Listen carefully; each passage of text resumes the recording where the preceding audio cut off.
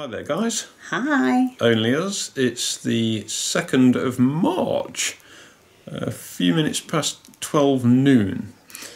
Right, reason for this video is that one of my lovely subscribers, her name is Carol Dance. Hi Carol. Hi Carol. She very kindly recorded me a video last night about Diazepam, because she's been just catching up with all my videos, and she knows I've been quite worried about taking Diazepam and its addictiveness, that sort of thing. She also suffers with these jerky leg movements at night, and they're really quite violent for her, and they're pretty violent for me as well. So she's been on Diazepam 12 to 13 years. And it's a good video, and there's a lot of useful information. She also talks about another drug called, I think it's Tizanidine, I can't remember, something like that, which helps with the MS hug. So we watched it, and we were very, very interested with it. There's a lot of useful information in this video she's done specifically for us, so I wanted to share it with you guys. Yeah. Carol, I hope you don't mind. I've stole your video, and it follows. I've also put a link. I will put a link down in the description below to the video Carol's done on her channel, for anybody that wants to watch it over there as well. Thank you, Carol. Really appreciate it. Lots of useful info, and you really have helped put my mind at rest. I found it very informative too. Yeah. Excellent. Okay, so over to Carol's video. Thanks guys, bye. Bye. Hello Neil and Teresa. I've been just watching your videos for like the past couple of weeks or so, and you was having a bit of a bad time, and so I thought, right, I'm going to make a video to send back to you. I'm glad your lumbar puncture went well. That's excellent, and it wasn't too terrible, so props. Excellent. But I wanted to talk to you about the Diazepam. You know, that you took one, you know, for a bit like, oh, my nerves. And then it was like, oh, hang on, I feel a bit better. What's going on here? Now, I don't remember, but I said to you before that I also take Diazepam. And I know you're a bit worried about, oh, God, suppose I get addicted, you know, I become tolerant to it, and, you know, it works less and less, and then you need more and more. All I can tell you is my experience with it. The stuff is bloody marvellous. Now, you do get addicted to it. And by addicted, my doctor explains it to me as tolerance. You become more and more tolerant to it, and you need more. And the other side to the addiction is, if you just stop it immediately, you will get withdrawal symptoms, and pretty bad ones that, you know, can be dangerous. And so the way to stop taking Diazepam is slowly over many months, perhaps even a year, at teeny tiny little increments down. That's the way to stop it. Okay. Now, that said, okay, me. Now, today I just took 10 milligrams. I've had, what did it say on my chart? I've had 25 milligrams today. And I think that'd be it for me today. And I shall show you my stash. This is how much I get every month. Let's have a look, see if I can hold it up and you can see it. 10 milligrams, 28 tablets, and I have 4 of them. All right? Now, this is last month's. Let me prove my bona fides here. This is last month's. And can you see this? Let's try and get it. Ooh. Mrs. Carol Dance on the 30th of January. Now then, I've still got this lot, 2, 4, 6, 80 milligrams, and I've still got, I think, she says, trying to open the box, yeah, 2 more full sheets, so I've got 28 plus me 8, so 28, 29, 30, 31, 32, 33, 34, 35, 36. So I've still got 36 left. Oh, I'm never going to get these back in the box. Be nobody's business, but bloody hell, Gordon Bennett. There you go. And then, of course, because I'm on a sort of rolling prescription, I get exactly the same amount for the following month, which, oh my God, let's try and get this up to the doodly-doo. I'm not very good at this, am I? I think we can safely say I don't know what I'm doing. Carol, what are you doing? Oh, my finger's over it, that's why. What does it say? I can't read it. I think it says... No, it doesn't. Why can't we read this time? I don't know. Hang on. I think it's because I'm rubbish. I think that's the answer, and I don't know what I'm doing. 21st to the 2nd. Right, oh God, look at my arms are wobbly. Look, I haven't got the strength. I haven't got the strength of a bloody church mouse, even holding up these little balls. Anyway, so, all of this lot, right? So, if you worked it out on your calculator by now, it means that my doctor allows me 40 milligrams a day. Okay. And let's see. I'd probably take about... well, I always take 10 at night. Okay. And that's for exactly what you explaining, Neil.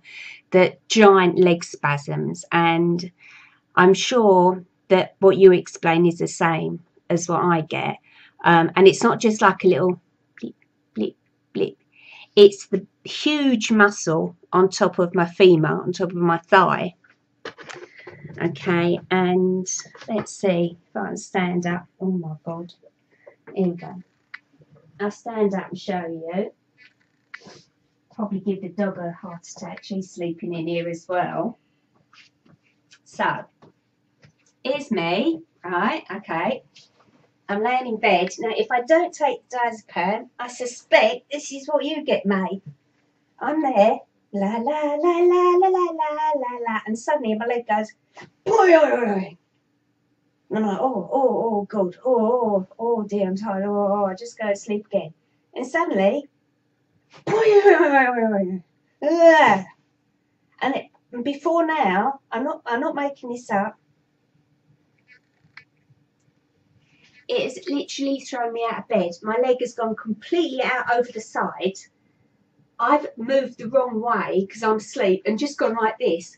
And like sorry dog, I just landed on the floor.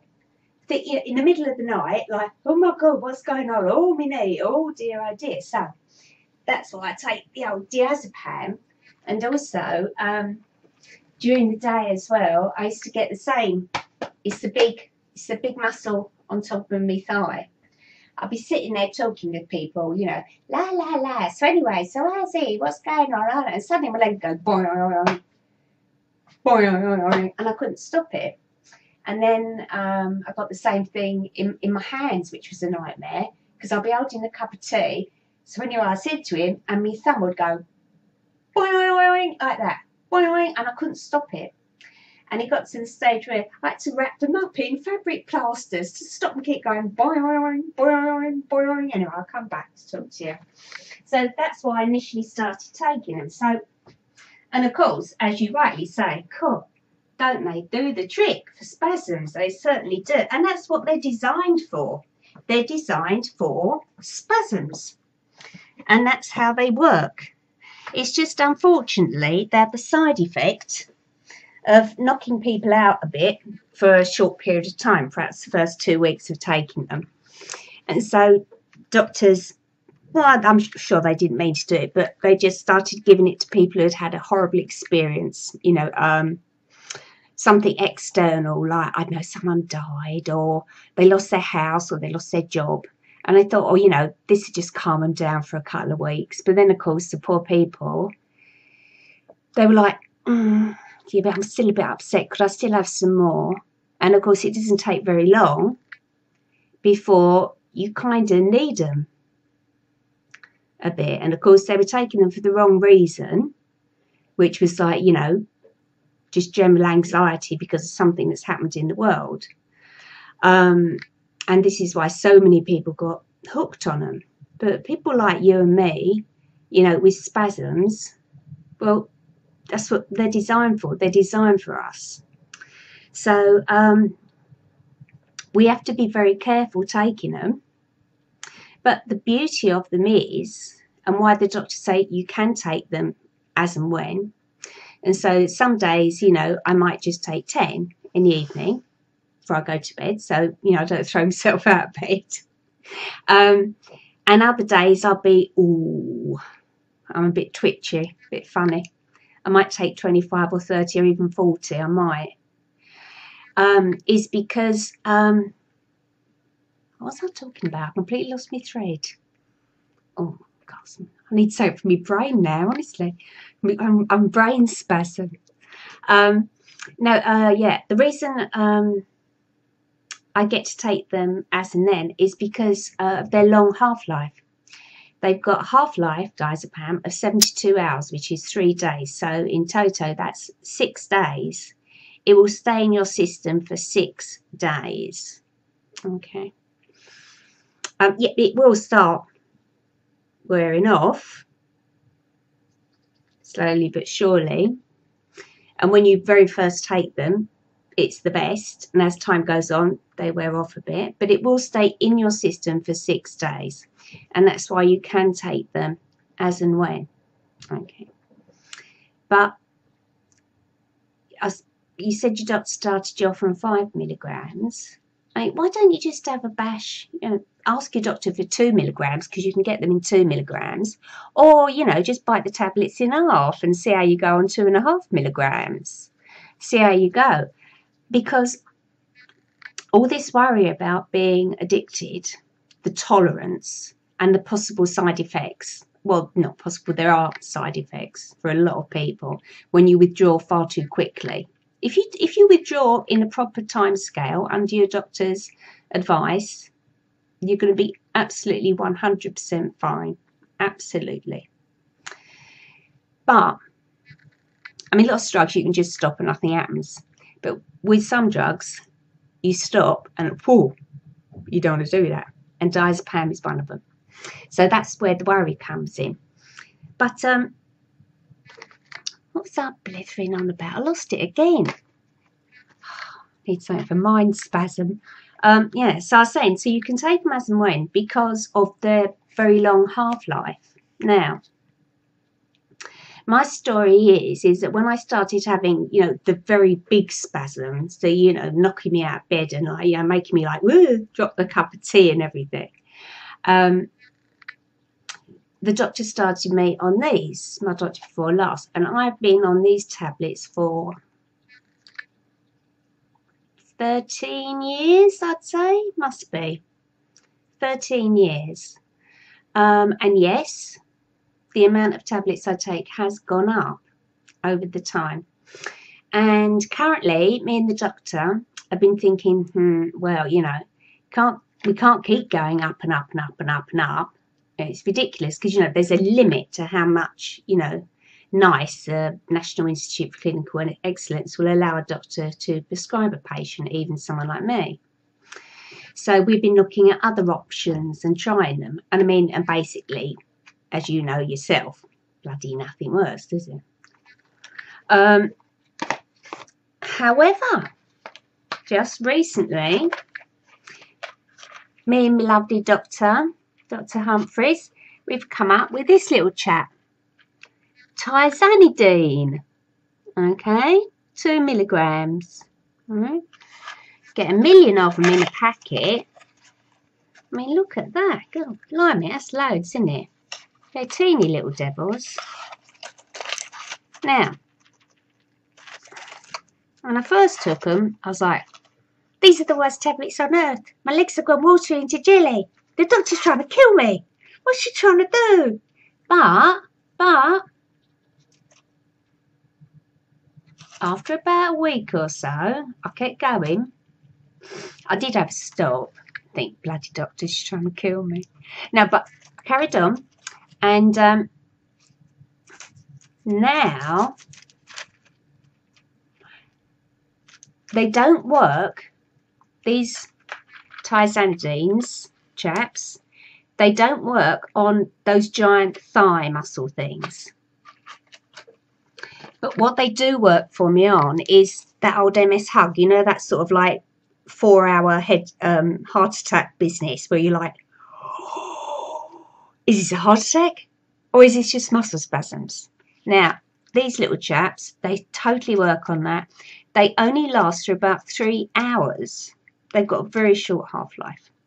So their half-life is about 1.5 hours. So in total, 3 hours. But that's just about long enough, just about to stop it. And you can take another one if it's like desperado, you know, and you're dying. You're like, I'm having an heart attack, I'm dying, everyone hates me. They're just trying to kill me. So you can. So, you know, there are some other things. But as you say, so many of the drugs they give you, I mean, don't work much. But I just wanted to say to you, and I know it's big, long-winded because I didn't write it down or anything what I was going to say. It's like, don't worry about these dear old Diazepams. Don't worry too much about it at all. And don't worry. It is better. It's got to be better to take something that allows you to sleep. Okay, and then if you do get some problems with like tolerance over years and years, and it is years and years, as long as you're sensible with these chaps, if you do get some trouble with tolerance, then you know you can start incrementally going down on then trying, you know, other drugs, because there are other drugs. And eventually you might well find something that works, finally. Probably turn out to be bloody, I don't know, aspirin or something. But, and also what you've got to remember as well is, you know, there's other drugs coming along in the pipeline that, you know, might well be able to replace Diazepam that don't have this terrible tolerance, you know, that you can develop. But as I say, my last word, because I'm so boring it's untrue, is that I've been on Diazepam for 13 years, right? And although I'm allowed to have 40 milligrams a day, I don't take 40 milligrams a day. I mean, some days I might, some days I might take 60. It depends how bad things are, you know? But because of the half-life is so long, you know, 6 days, I could go 2-3 days with nothing. But what I tend to do, this is just me, I take 10 milligrams at night because I do never want to have that thing again where I wake up and I throw myself out of bed and the dog's on top of me going woof woof woof woof woof woof woof woof woof, and I'm like, Jesus Christ, what happened? Because I do not want that anymore.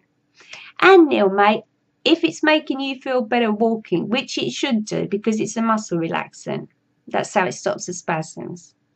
If that's helping, because you're always saying you've got some real trouble with your back going into spasm when your mobility's low, just bloody go for it.